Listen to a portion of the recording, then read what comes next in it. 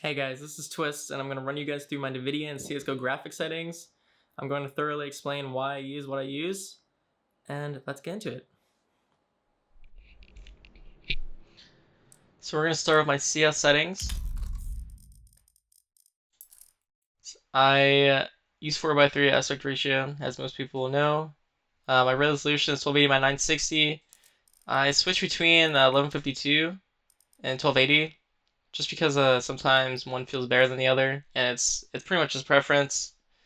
But yeah, those are what I use most of the time. My global shadow quality is high.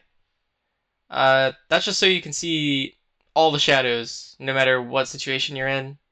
I think it's pretty good for anyone to have it on as long as your computer is optimized or can run the game with high shadows.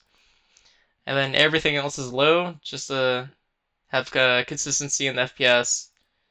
Vertical sync off, of course. Texture filtering mode, bilinear. I used to put it on like 2 times or 4 times, but I feel like the game just looked weird. And then of course, sometimes FXA anti-aliasing looks good. I used to use it, but I have it disabled now.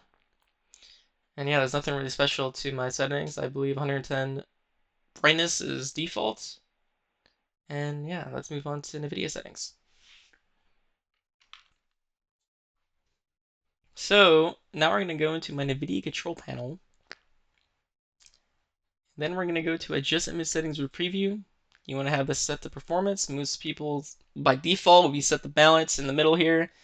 Just change it to performance. Everything will run better, I promise. Then you're going to go into manage 3D settings. Mostly things should be off by default now, but there's still some things you have to change. So low latency mode should be off. At least I have it off.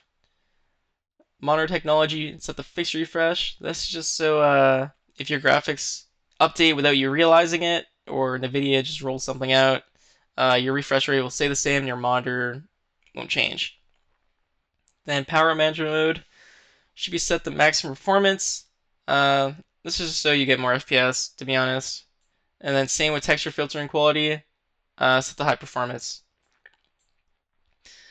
Virtual reality pre-rendered frames should be set to 1. Having this any higher than 1 could increase lag or some type of latency in your gameplay. So having it set to 1 will definitely benefit you.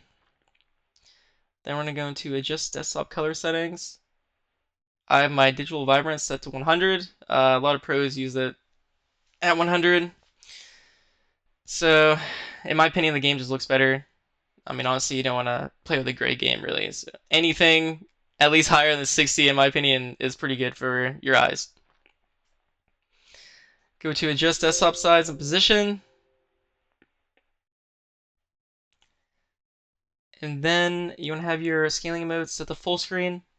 This is so you can play stretch in game just like I do.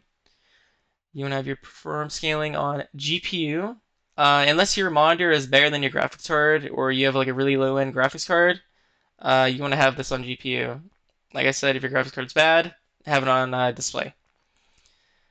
And then you want to have the override, the scaling mode set by gains and programs checked, and that will allow you to play stretched.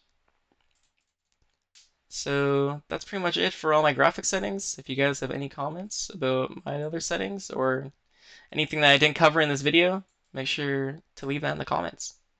See you guys.